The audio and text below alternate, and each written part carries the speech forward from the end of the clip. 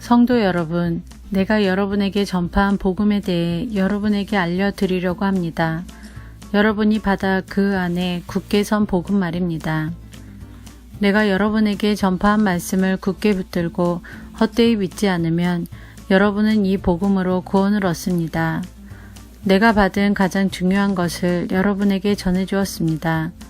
그리스도께서 성경에 기록된 대로 우리 죄를 위해 죽으신 것과 장사 지낸 바 되었다가 성경에 기록된 대로 3일 만에 다시 살아나셨다는 것과 그리고는 베드로에게 나타나시고 그 후에 12제자에게 나타나시고 그 후에 한 번에 500명이 넘는 사람들에게도 나타나셨다는 사실입니다.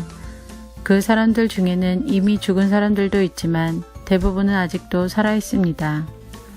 그 후에 야고보에게 그 다음에 모든 사도들에게 나타나시고 맨 마지막으로 조사나와 같은 나에게도 나타나셨습니다.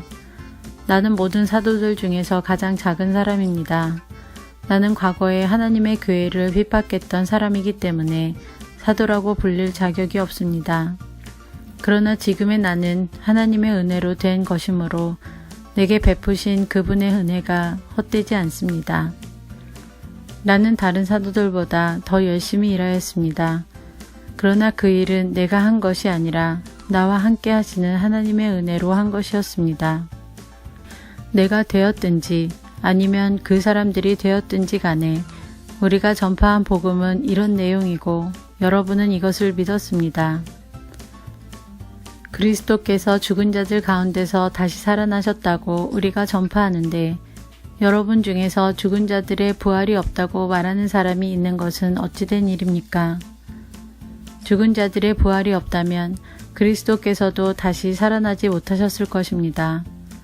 그리고 그리스도께서 다시 살아나지 못하셨다면 우리가 전파한 복음도 헛되며 여러분의 믿음도 헛될 것입니다. 그뿐만이 아닙니다. 우리는 하나님께서 그리스도를 다시 살리셨다고 그분에 대해 증언했으니 하나님에 대해 거짓 증언한 사람들로 판명될 것입니다. 죽은 자들이 다시 살아나지 못한다면 하나님께서 그리스도를 다시 살리지 않았을 것입니다. 참으로 죽은 자들이 다시 살아나는 일이 없다면 그리스도께서도 다시 살아나지 못했을 것입니다. 그리고 그리스도께서 살아나지 않으셨다면 믿음은 공허한 것이 될 뿐더러 여러분은 여전히 죄 가운데 있을 것입니다. 그렇게 되면 그리스도를 믿다가 죽은 사람들도 멸망했을 것입니다. 우리가 그리스도 안에서 소망하는 것이 이 세상 삶에 그친다면 우리는 이 세상 어느 누구보다도 불쌍한 사람들일 것입니다. 그러나 이제 그리스도께서는 죽은 자들 가운데서 다시 살아나 잠자는 자들의 첫 열매가 되셨습니다. 죽음이 한 사람을 통해 온 것처럼 죽은 자들의 부활도 한 사람을 통해 옵니다. 아담 안에서 모든 사람이 죽은 것 같이 그리스도 안에서 모든 사람이 생명을 얻게 될 것입니다. 하지만 각각 차례가 있습니다. 첫 열매이신 그리스도께서 먼저요.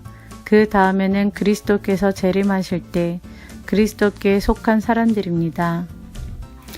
그리고 나서 그리스도께서 모든 권력과 모든 권세와 능력을 멸하고 나라를 하나님 아버지께 돌려드릴 마지막 때가 올 것입니다. 그리스도께서는 모든 원수를 자기의 발 아래 두실 때까지 당연히 왕노릇해야 합니다.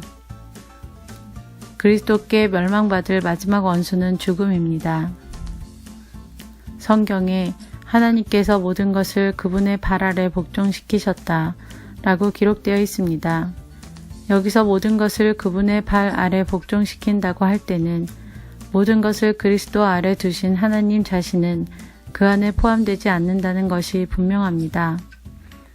하나님께서 모든 것을 하나님의 아들 아래 복종시키실 때에는 아들 자신도 모든 것을 자기 아래 두신 아버지께 복종할 것입니다.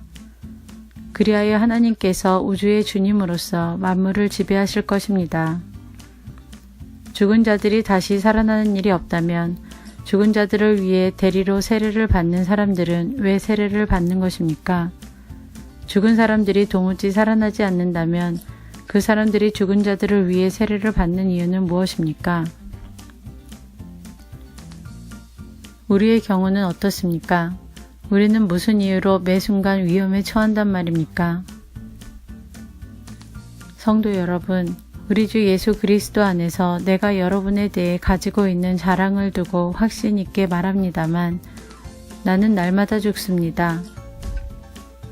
내가 에베소에서 사나운 짐승들과 싸운 것이 단순히 인간적인 이유에서였다면 내가 얻은 것이 무엇이겠습니까? 죽은 자들이 다시 살아나는 일이 없다면 먹고 마시자, 내일이면 죽을 목숨이라고 하지 않겠습니까? 속지 마십시오. 나쁜 친구를 사귀면 좋은 습관도 나쁘게 됩니다. 정신을 똑바로 차리고 죄짓지 마십시오. 여러분 중에 하나님에 대해 무지한 사람들이 덜어 있어서 여러분이 부끄러운 줄을 알라고 이 말을 하는 것입니다. 그러나 죽은 자들이 어떻게 다시 살아나며 또 그들은 어떤 몸으로 나오게 되느냐 라고 묻는 사람이 있을 것입니다. 참으로 어리석습니다.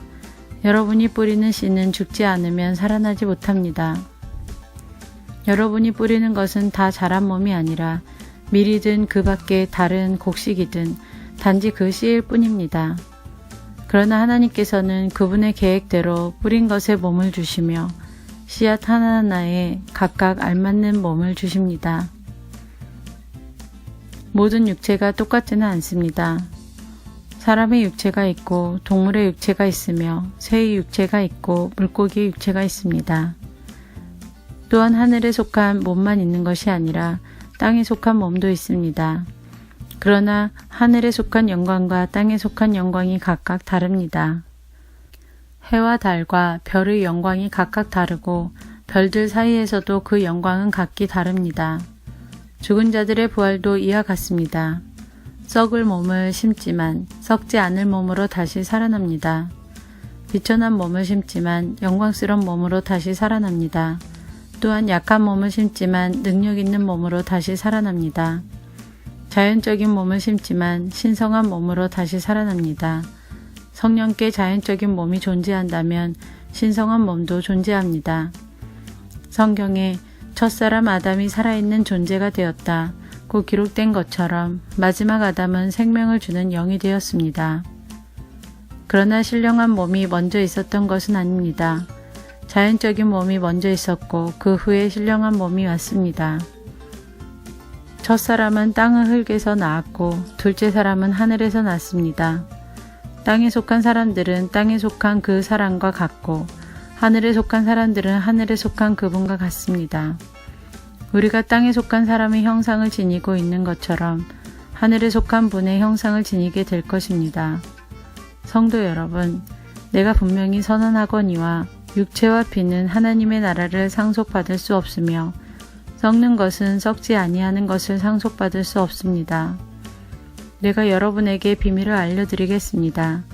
우리는 다 잠잘 것이 아니라 변화될 것입니다. 마지막 나팔 소리가 울릴 때 눈 깜짝할 사이에 죽은 자들이 썩지 않을 몸으로 다시 살아나며 우리는 변화될 것입니다. 썩을 몸은 반드시 썩지 않을 몸을 입어야 하며 죽을 몸은 죽지 않을 몸을 입어야 합니다. 썩을 몸이 썩지 않을 몸을 입고 죽을 몸이 죽지 않을 몸을 입게 되면 승리가 죽음을 삼켜버렸다 고 기록된 말씀이 사실로 드러나게 될 것입니다. 죽음아 너의 승리가 어디 있느냐? 죽음아 너의 찌르는 것이 어디 있느냐? 죽음이 찌르는 것은 죄이며 죄의 힘은 율법입니다. 그러나 우리 주 예수 그리스도를 통해 우리에게 승리를 주시는 하나님께 감사합니다. 그러므로 나의 사랑하는 성도 여러분, 굳게 서서 흔들리지 말고 항상 주님의 일을 위해 자신을 들이십시오. 주님을 위해 일한 여러분의 수고는 결코 헛되지 않는 것임을 기억하시기 바랍니다.